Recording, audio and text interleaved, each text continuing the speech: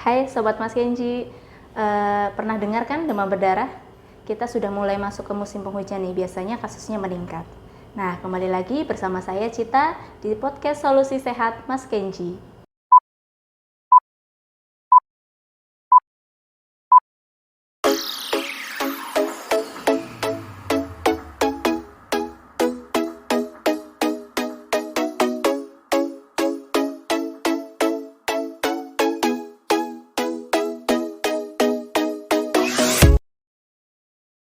Nah, halo Sobat Mas Kenji, kita ditemani oleh dokter umum kita nih dari Puskesmas Kemeranjen 1, ada Dokter Suherni. Ya. Bagaimana dok kabarnya dok? Alhamdulillah baik Mbak Cita, gimana kabar Mbak Cita? Alhamdulillah, dan Sobat Mas Kenji tentunya dalam keadaan sehat ya. Hai Sobat Mas Kenji. Ya.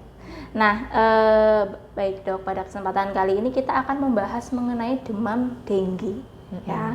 Nah, mungkin di masyarakat atau Sobat Mas Kenji sebenarnya sudah pernah dengar, tapi di masyarakat itu dikenalnya dengan demam dengue. Padahal di medisnya itu bahasa lainnya adalah demam dengue. Nah, sementara itu demam dengue adalah demam yang diakibatkan oleh virus dengue gitu. Ya, kondisi ini biasanya itu sering disamakan dengan demam berdarah dengue. Padahal kondisinya berbeda ya dok ya. Nah, penyebabnya dari demam dengue sendiri adalah dibawa virusnya itu oleh nyamuk Aedes aegypti dan Aedes albopictus. Nah, bedanya itu apa sih dok dengan gejala dari demam dengue-nya sendiri itu dok? Ya, jadi si demam dengue dan demam berdarah dengue ini memang memiliki banyak kesamaan ya Mbak Cita ya. Yang pertama dari penyebab penyakitnya, jadi dengan virus dengue dan nyamuknya pun sama ya. Terus kemudian masa inkubasinya pun sama ya. Jadi sekitar 4-10 hari dan gejalanya itu berlangsung 2-7 hari. Nah, walaupun memiliki banyak kesamaan, tapi sebenarnya tidak sepenuhnya sama Mbak Cita.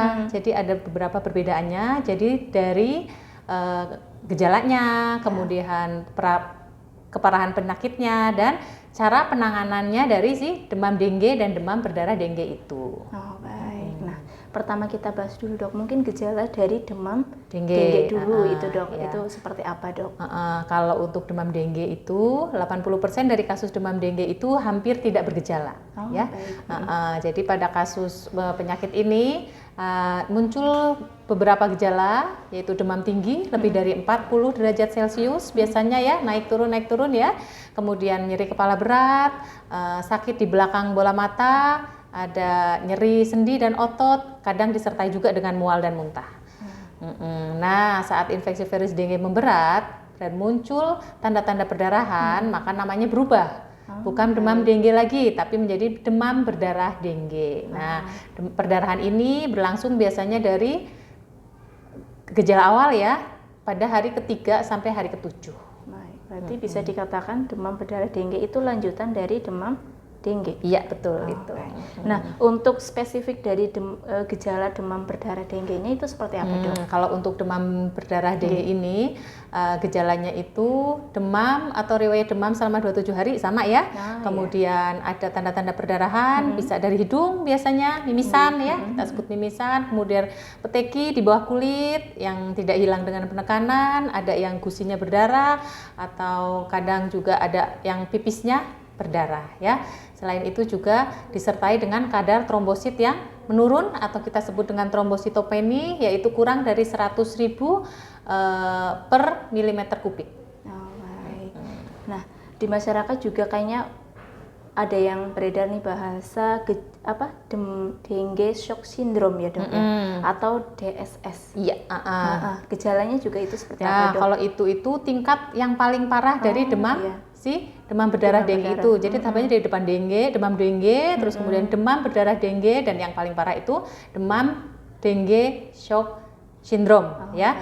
Jadi itu biasanya tekanan darahnya sudah mulai menurun ya, kita sebut hipotensi, kemudian jari, tangan, kaki terasa dingin, lelah, lemas, yang semakin berat, kemudian denyut nadinya juga lemah. Nah, kalau sudah seperti ini harus segera dibawa ke fasilitas kesehatan tentunya untuk mendapatkan penanganan lebih lanjut. Oh ya, baik.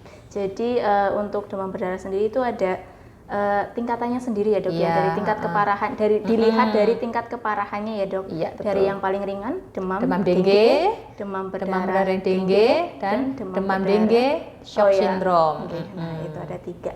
Nah dari masing-masing gejalanya kita sudah bahas tadi ya dok ya. Semoga saja Mas Kenji menyimak betul nih, biar nanti kalau misalkan ada pun kasus yang ditemui kok kalau sudah tahu gejalanya kan bisa diidentifikasi ini masuknya ke yang mana, seperti itu ya dok ya. Dan secepatnya langsung diberi penanganan dan dibawa ke fasilitas kesehatan tentunya. Nah untuk penanganan dari demam dengue-nya sendiri dok itu seperti apa dok? Kalau untuk demam berdarah dengue ya di fase awal ya kita harus banyak minum ya. Terus kemudian istirahatnya cukup, konsumsinya obat-obat anti demam misal seperti paracetamol. Kemudian jika sulit makan dan minum, tentunya kita butuh cairan lewat pemasangan infus ya, sehingga kebutuhan cairan tetap terpenuhi. Nah, untuk pemeriksaan darah lengkap akan dilakukan untuk melihat kadar hematokrit, trombosit, si pasien itu rendah atau hematokrit yang makin meningkat ya. Jika hematokritnya makin meningkat, otomatis pasien itu harus segera dirawat. Nah, Sobat Mas Kenji udah paham ya. Jadi kita sudah kenali tadi perbedaan dari demam dengue, demam berdarah dengue, dan demam berdarah dengue shock syndrome ya dok. Ya, dan juga sudah kita jelaskan juga dari Dokter Heni tadi mengenai penanganan yang bisa dilakukan tadi ya dok, mulai dari minum yang banyak ya dok oleh si pasien sendiri. Kalau gejala berlanjut langsung dibawa ke fasilitas kesehatan. Baik Sobat Mas Kenji, tentunya kita sudah banyak yang dibahas tadi ya mengenai perbedaan dari demam dengue, demam berdarah dengue, dan demam dengue shock syndrome ya dok ya, atau disingkatnya DSS. Nah tentunya dengan informasi ini Sobat Mas Kenji jadi tahu nih perbedaan antara ketiga itu, dan apabila ada gejala bisa langsung dibawa ke fasilitas kesehatan. Nah terima kasih Dokter Herni sudah menemani Mas Kenji, Sobat Mas Kenji semuanya. Terima kasih atas waktunya. Terima kasih juga kepada Sobat Mas Kenji sudah mengikuti kita dari awal sampai akhir. Demikian kita sudah ada di penghujung. Jaga kesehatan Sobat Mas Kenji semuanya. Jadi ingat sehat sebelum sakit.